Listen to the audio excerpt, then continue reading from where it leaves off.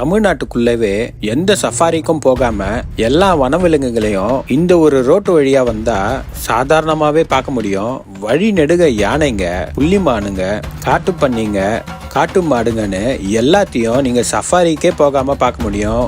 உங்களுக்கு too much luck இருந்தா நீங்க சிறுத்தையோ புலியோ கூட இந்த ரோட்ல போகும்போதே பாத்துற முடியும். அப்படியாப்பட்ட ஒரு ஸ்பெஷலான ரோடு தான் இந்த பந்திப்பூர் முதுமலை வழியா போற இந்த மைசூர் ஊட்டி நெடுஞ்சாலை. என்னுடைய இந்த டிரைவ்ல பந்திப்பூர் காடுங்களை தாண்டி முதுமலை காடு வழியா மசனகுடிய போய் ரீச் ஆன. எப்பாப்பா என்ன அழகுங்க! இந்த பச்சை பசைல்னு இருக்கிற காடை கண்டிப்பா நீங்க பாத்தீங்கன்னா மெய் மறந்து போயிடுவீங்க. அப்படி ஒரு அழகுங்க. இந்த மரங்க, செடிங்க, வனவிலங்குங்கன்னு என்னோட கண்ணுல ஒரு பெயிண்டிங் மாதிரி இருந்துச்சு.